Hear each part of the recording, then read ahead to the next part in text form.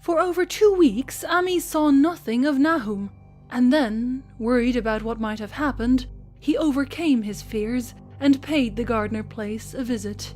There was no smoke from the great chimney, and for the moment the visitor was apprehensive of the worst. The aspect of the whole farm was shocking. Greyish, withered grass and leaves on the ground, vines falling in brittle wreckage from archaic walls and gables, and great bare trees clawing up at the grey November sky with a studied malevolence which Ami could not but feel had come from some subtle change in the tilt of the branches.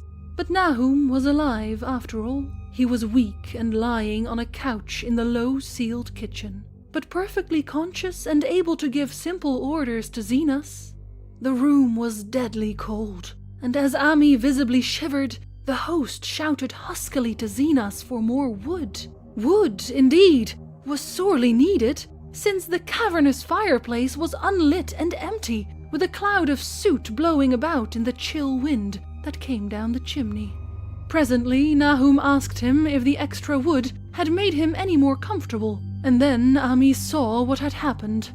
The stoutest cord had broken at last, and the hapless farmer's mind was proof against more sorrow. Questioning tactfully, Ami could get no clear data at all about the missing Zenas. "In the well, he lives in the well," was all that the clouded father would say. Then there flashed across the visitor's mind a sudden thought of the mad wife, and he changed his line of inquiry. "Nabby? Why, here she is!" was the surprised response of poor Nahum, and Ami soon saw that he must search for himself. Leaving the harmless babbler on the couch, he took the keys from their nail beside the door and climbed the creaking stairs to the attic. It was very close and noisome up there, and no sound could be heard from any direction. Of the 4 doors in sight, only one was locked, and on this he tried various keys on the ring he had taken. The 3rd key proved the right one, and after some fumbling, Ami threw open the low white door. It was quite dark inside, for the window was small and half obscured by the crude wooden bars, and Ami could see nothing at all on the wide planked floor. The stench was beyond enduring, and before proceeding further, he had to retreat to another room and return with his lungs filled with breathable air. When he did enter, he saw something dark in the corner, and upon seeing it more clearly, he screamed outright. While he screamed, he thought a momentary cloud eclipsed the window, and a second later he felt himself brushed as if by some hateful current of vapor. Strange colors danced before his eyes, and had not a present horror numbed him, he would have thought of the globule in the meteor that the geologist's hammer had shattered, and of the morbid vegetation that had sprouted in the spring. As it was, he thought only of the blasphemous monstrosity which confronted him, and which all too clearly had shared the nameless fate of young Thaddeus and the livestock. But the terrible thing about this horror was that it very slowly and perceptibly moved as it continued to crumble. Ami would give me no added particulars to this scene, but the shape in the corner does not reappear in his tale as a moving object. There are things which cannot be mentioned, and what is done in common humanity is sometimes cruelly judged by the law. I gathered that no moving thing was left in the attic room, and that to leave anything capable of motion there would have been a deed so monstrous as to damn any accountable being to eternal torment. Anyone but a stolid farmer would have fainted or gone mad. But Ami walked conscious through that low doorway and locked the accursed secret behind him.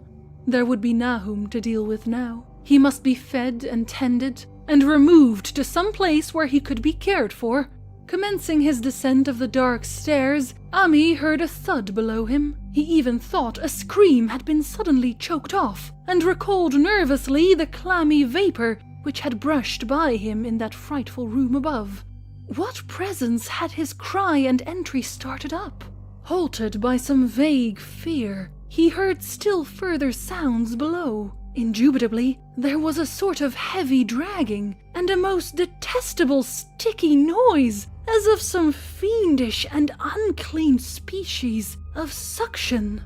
With an associative sense goaded to feverish heights, he thought unaccountably of what he had seen upstairs.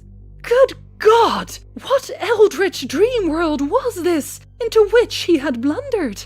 He dared move neither backwards nor forward, but stood there, trembling at the black curve of the boxed-in staircase. Every trifle of the scene burned itself into his brain. The sounds, the sense of dread expectancy, the darkness, the steepness of the narrow steps, and, merciful heaven, the faint but unmistakable luminosity of all the woodwork in sight. Steps, sides, exposed laths, and beams alike. Then there burst forth a frantic whinny from Ami's horse outside, followed at once by a clatter which told of a frenzied runaway. In another moment, horse and buggy had gone beyond earshot, leaving the frightened man on the dark stairs to guess what had sent them. But that was not all. There had been another sound out there, a sort of liquid splash. Water. It must have been the well. He had left Hero untied near it, and a buggy wheel must have brushed the coping and knocked a stone. And still the pale phosphorescence glowed in that detestably ancient woodwork. God, how old the house was! Most of it built before 1670, and the gambrel roof not later than 1730. A feeble scratching on the floor downstairs now sounded distinctly, and Ami's grip tightened on a heavy stick he had picked up in the attic for some purpose. Slowly nerving himself, he finished his descent and walked boldly toward the kitchen. But he did not complete the walk, because what he sought was no longer there. It had come to meet him, and it was still alive after a fashion. Whether it had crawled or whether it had been dragged by any external force, Ami could not say. But the death had been at it. Everything had happened in the last half hour, but collapse, graying, and disintegration were already far advanced. There was a horrible brittleness, and dry fragments were scaling off. Ami could not touch it, but looked horrifiedly into the distorted parody that had been a face. What was it, Nahum? What was it? He whispered, and the cleft, bulging lips were just able to crackle out a final answer. Nothing, nothing. The color, it burns. Cold and wet, but it burns. It lived in the well. I seen it. A kind of smoke, just like the flowers last spring. The well shone at night. Thad and Murney and seen us. Everything alive, sucking the life out of everything. In that stone. It must have come in that stone. Poisoned the whole place. Don't know what it wants. That round thing the men from the college dug out in the stone. They smashed it. It was that same color. Just the same. Like the flowers and plants. Must have been more of them. Seeds. Seeds. They growed. I seen it the first time this week. Must have cut strong on Zenas. He was a big boy. Full of life, beats down your mind and then gets you, burns you up in the well water. You was right about that, evil water. Zenas never came back from the well. Can't get away, draws you. You know summat's coming, but tain't no use. I seen it time and again, since Zenas was took. Where's Nabby? Ami, my head's no good. Don't know how long since I've fed her. It'll get her, if we ain't careful.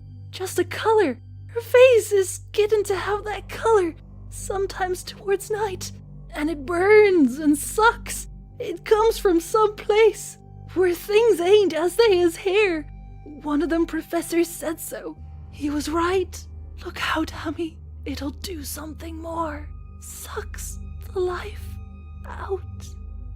But that was all. That which spoke could speak no more, because it had completely caved in. Ami laid a red-checked tablecloth over what was left, and reeled out the back door into the fields. He climbed the slope to the 10-acre pasture and stumbled home by the north road in the woods. He could not pass that well from which his horse had run away. He had looked at it through the window and had seen that no stone was missing from the rim. Then the lurching buggy had not dislodged anything after all. The splash had been something else, something which went into the well after it had done with poor Nahum. When Ami reached his house, the horse and buggy had arrived before him and thrown his wife into fits of anxiety. Reassuring her without explanations, he set out at once for Arkham and notified the authorities that the Gardner family was no more. He indulged in no details, but merely told of the deaths of Nahum and Nabi, that of Thaddeus being already known, and mentioned that the cause seemed to be the same strange ailment which had killed the livestock.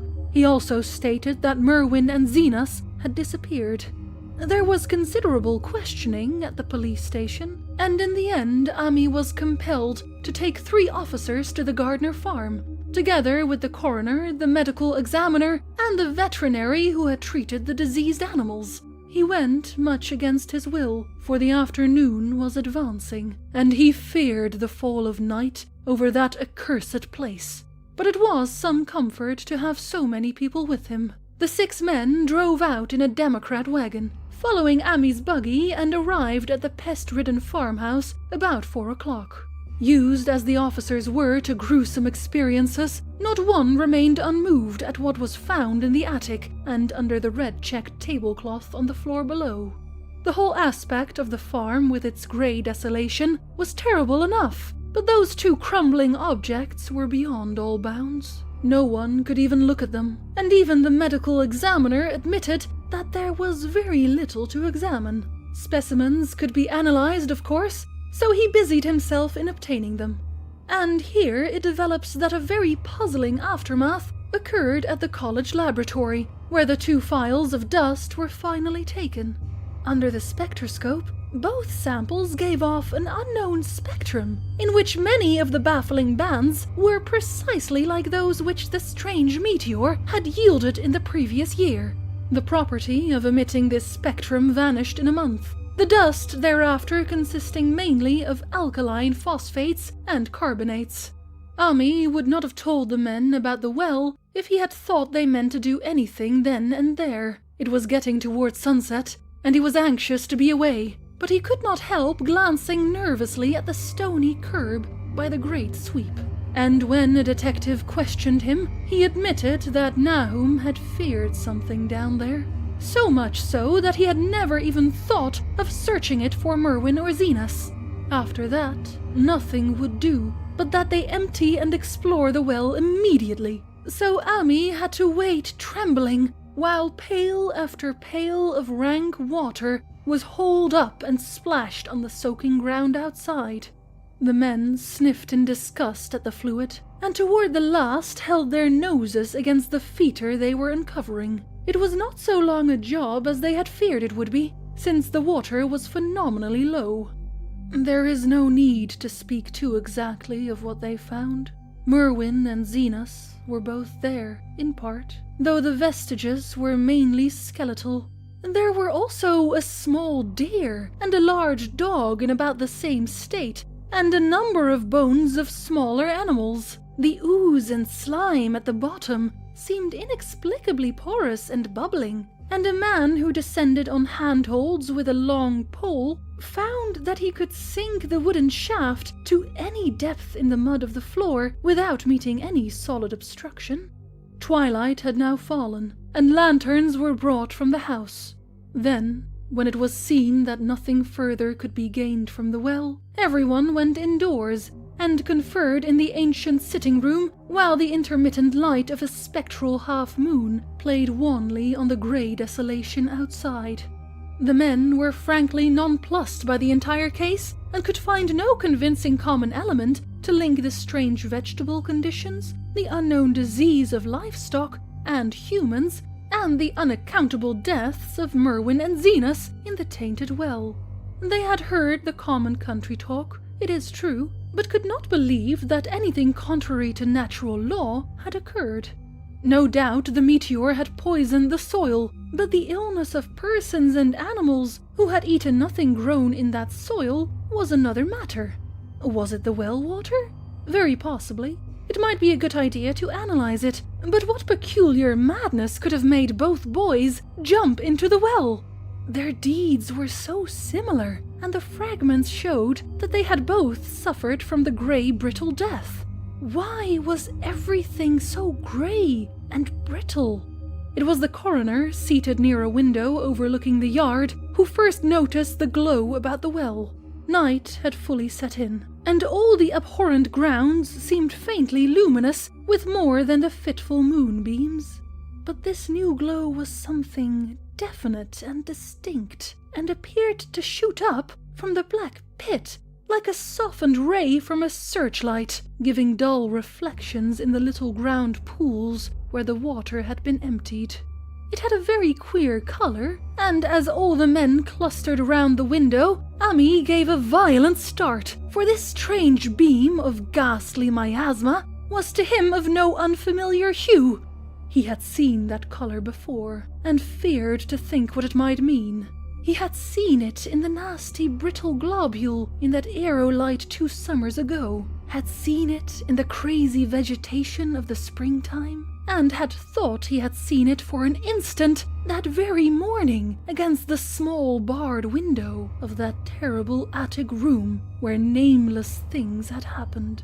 It had flashed there a second, and a clammy and hateful current of vapor had brushed past him, and then poor Nahum had been taken by something of that color. He had said so at the last, said it was like the globule and the plants. After that had come the runaway in the yard, and the splash in the well, and now that well was belching forth to the night a pale, insidious beam of the same demoniac taint. It does credit to the alertness of Ami's mind that he puzzled even at that tense moment over a point which was essentially scientific. He could not but wonder at this gleaning of the same impression from a vapor glimpsed in the daytime against a window opening on the morning sky, and from a nocturnal exhalation seen as a phosphorescent mist against the black and blasted landscape. It wasn't right. It was against nature, and he thought of those terrible last words of his stricken friend. "It comes from some place where things ain't as they is here. One of them professors said so."